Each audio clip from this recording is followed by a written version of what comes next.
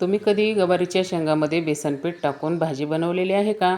हॉटेलपेक्षा पण भारी आणि चमचमीत गवारीची भाजी झटपट आज आपण बनवणार आहोत. करूयात रेसिपीला सुरुवात. नमस्कार, मी सुनीता नन्नवरे आणि सुनीता नन्नवरे या चॅनलमध्ये तुमचं खूप खूप स्वागत आहे.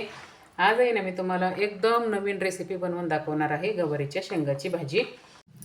ते इथं बघा मी घेतलेलं आहे 1/4 किलो शेंगा आहेत. ह्या थोड्या अशा गवारीच्या शिरा काढायच्या आणि ही गवार निवडून घेतलेली आहे मी. कढई गरम झाली की त्यात फक्त आपल्याला 1 पळी तेल टाकायचं आहे, जास्त पण नाही टाकायचं. तेल थोडंसं गरम झालं की त्याच्यामध्ये ह्या गवारीच्या शेंगा टाकायच्या. पुसून घ्यायच्या, स्वच्छ धुवून निवडून पुसून घ्यायच्या थोड्या. हे तेलावरती असं थोडंसं मिक्स करून घ्यायचं.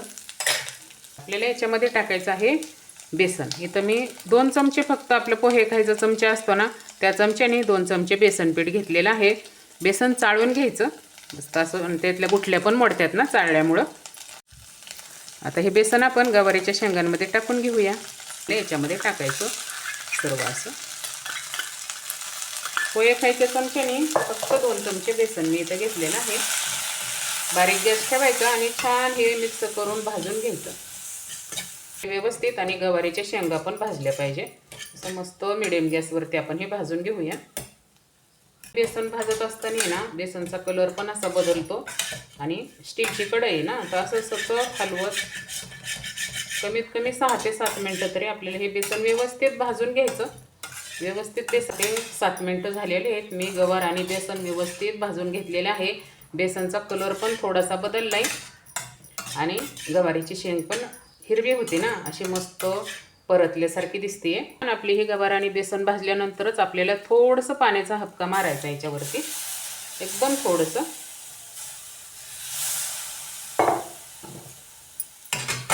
मिक्स करून घेऊया.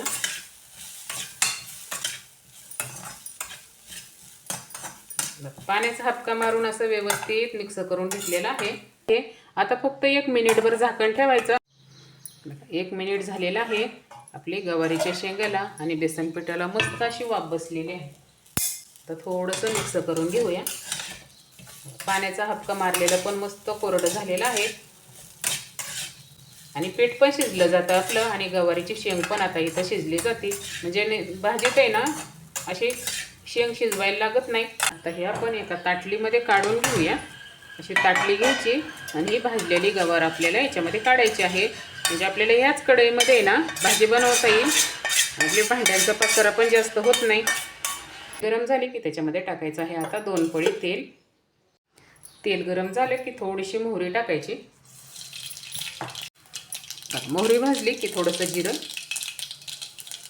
बघा इथं मी कोथिंबीर आणि लसूण थोडंसं असं बारीक करून घेतलं आहे. तुम्ही कोथिंबीर चिरून टाकली तरी चालेल, पण असं एकदा आहे ना करून बघा. कोथिंबीर आणि लसूण असं थोडंसं बारीक कुटून घ्यायचं आणि व्यवस्थित थोडंसं परतून घेऊया. बघा परतलं, टाकूया थोडंसं कढीपत्ता.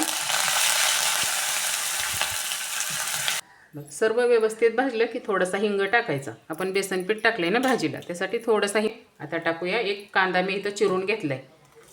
एकच कांदा आहे, असा मध्यम कांदा 1 चिरून घ्यायचा. आता हे कांदा आपल्याला व्यवस्थित लालसर भाजून घ्यायचा आहे. कांदा भाजला की त्याच्यामध्ये टाकूया 1 टोमॅटो. 1 टोमॅटो फक्त मी इथं चिरून घेतलेला आहे. एकच टोमॅटो पण आपण व्यवस्थित मस्त मिक्स करून परतून घेऊया. टोमॅटो परतताना थोडंसं मीठ टाकायचं म्हणजे पटकन टोमॅटो मऊ होतो. आता टोमॅटो पण छान मऊ होईपर्यंत आपण हे परतून घेऊ.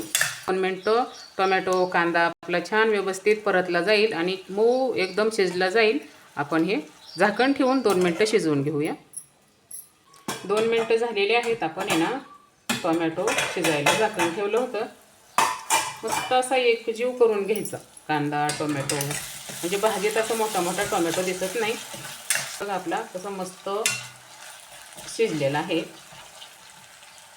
आता टाकूया थोडीशी हळद.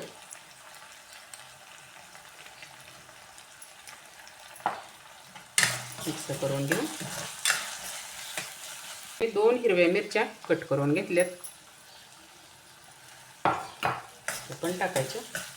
मिक्स करून घेऊ थोडंसं आणि टाकूया 1 चमचा फक्त घरगुती तिखट घेतलेलं आहे मी. कुठलं पण तिखट तुम्ही टाकू शकता.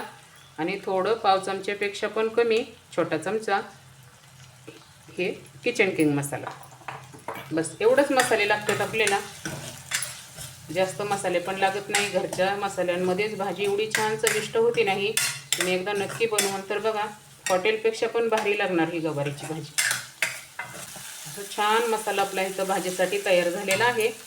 आता आपल्याला त्याच्यामध्ये टाकायचे आहे आपण ही बेसन आणि गवार भाजून घेतलेली.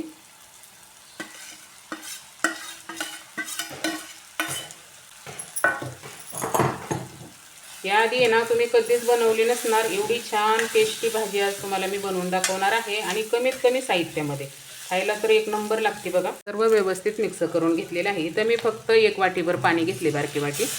जास्त पण भाजी बनवायची नाही, थोडीशी अशी मस्त सरभरीतच ठेवायची. फक्त 1 वाटी पाणी मी इथं टाकलेलं आहे. मिक्स करून घेऊया. गवार तर आपली अगोदरच शिजलेली आहे. भाजीला उकळी आलेली आहे. फक्त 2 मिनिटांमध्येच आपल्याला ही भाजी शिजवून घ्यायची आहे. गॅस मिडियम ठेवायचा आणि झाकण ठेवून 2 मिनिटं भाजी आपण शिजवून घेऊया. ठेवलेली 2 मिनिटं झालेली आहे. छान मस्त चमचमीत गवारीची भाजी आपली तयार झालेली आहे. झाकण काढूया. किती मस्त शिजते ही भाजी.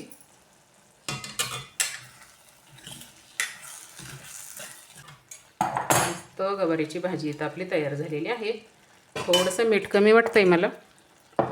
आपण टोमॅटो भाजण्यासाठी पण मीठ टाकलं होतं ना, तर मीठ आहे ना बघा आपल्या आवडीनुसार टाकायचं. आणि अशी शिजून कमी झाल्यानंतरच मीठ टाकायचं. कधी पण आपण रस्सा बघतो भाजीला आणि त्यानुसार मीठ टाकतो ना, मग भाजी कमी झाल्यानंतर खरट लागू शकते. अगोदर भाजी शिजवून घ्यायची व्यवस्थित आणि नंतर मीठ टाकायचं. झटपट गवारीची भाजी मी तुम्हाला बनवून दाखवलेली आहे. लसूण आणि कोथिंबीर मी भाजीला कुटून टाकलं होतं. तुमच्याकडे जर कोथिंबीर असेल ना तर तुम्ही वरून पण चिरून टाकू शकता. मस्त गवारीची भाजी झाली. मध्ये काढून घेऊ भाजी. दिसायलाच किती सुंदर दिसते ना. भातासोबत भाकरीसोबत तर एक नंबर लागते ज्वारीच्या. आणि रंग तर बघा भाजीला किती सुंदर आलेला आहे. एकदम मिळून आलेली आहे भाजी.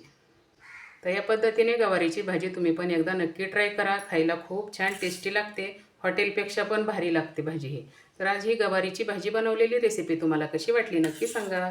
सुनीता नन्नवरे चॅनलला नक्की सबस्क्राईब करा, लाईक करा, शेअर करा. आणि या पद्धतीने एकदा गवारीची भाजी नक्की ट्राय करा. भेटूयात पुढच्या रेसिपी.